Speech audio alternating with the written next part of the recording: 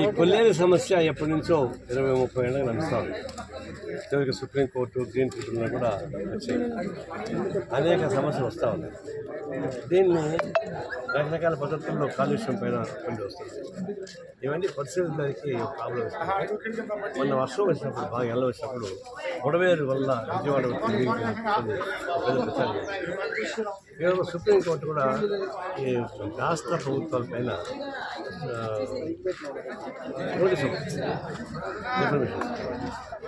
ఇవన్నీ చూసిన తర్వాత బుడవేరు కొల్లేరు తర్వాత చేపల పరిశ్రమ ఏంటి చూడడానికి నేను ఢిల్లీ రావాలి. ఇటు 2 సమస్యలు ఉన్నాయి. ఒకటి కొల్లేరులో కొంతమంది పెద్ద పెద్ద వాళ్ళు వచ్చి 500 ఎకరాలు 2,000 ఎకరాలు 3,000 ఎకరాలు చేపలు సర్వే చేసి కెమికల్ వేసి కెమికల్ తోటి ఫుడ్ ఏర్పాటు చేస్తున్నారు.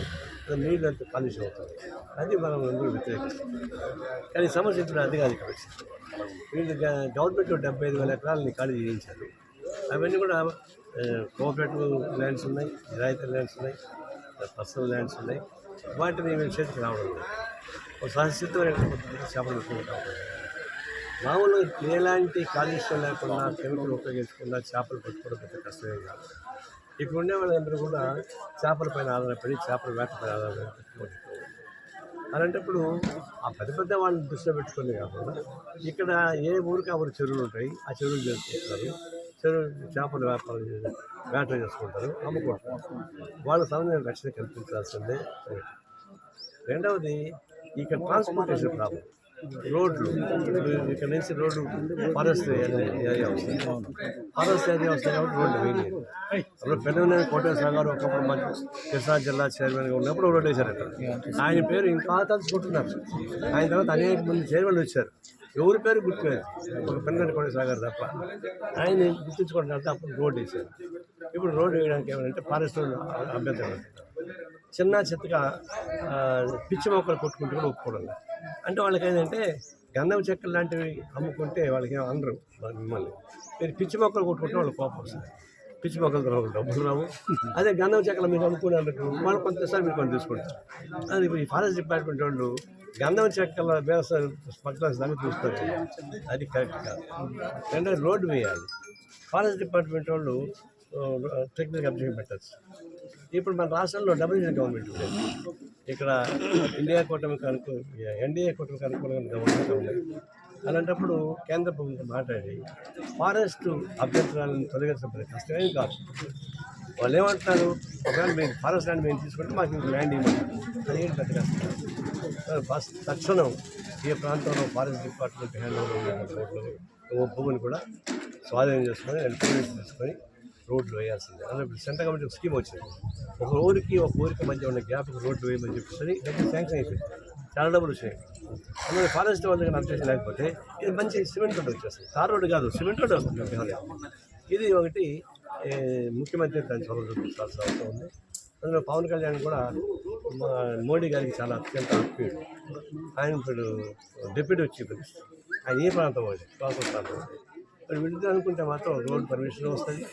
తర్వాత చేపలకు సంబంధించినటువంటి రైతు సమస్య పరిష్కారం అవుతుంది. తర్వాత ఈ బుడవేరు ప్రాజెక్టు చెప్తున్నారే, ఇక్కడ నుంచి ఉప్పుటేరు దాకా వీళ్ళు స్టార్టింగ్ పాయింట్ ఎంత ఉందో అంత పాయింట్ దురాక్రమణ మొత్తం తొలగించేసి పూడికి తీసేస్తే అప్పుడు ఎంత వర్షం వచ్చినా ఎవరికి నష్టం ఉండదు. ఏ ఊరి మీద పడదు, ఏ విజయవాడ మీద పడదు. ప్యాడీ నాశనం కాదు, దాన్ని బట్టి నీళ్లు పోతాయి. మొత్తం ఈ ప్రాంతం మొత్తం బాగుపడిపోతుంది. ఈ బుడవేరు కానీ మొత్తం పూడికి తీసి దాని దురాక్రమణను లాగించేస్తే విముక్తి చేస్తే ఖచ్చితంగా 100కి 150 పాయింట్లు బాగుపడతారు.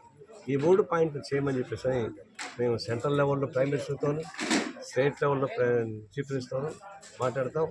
ఈయన కామినేని శ్రీనివాస్ గారు ఆ తమలపాకలాగా చాలా మంచివారు, చూడడానికి బాగానే మాట్లాడతారు. కానీ ఆయన వెనకంతా ఫిష్ వాళ్ళు ఉందని చెప్తున్నారు.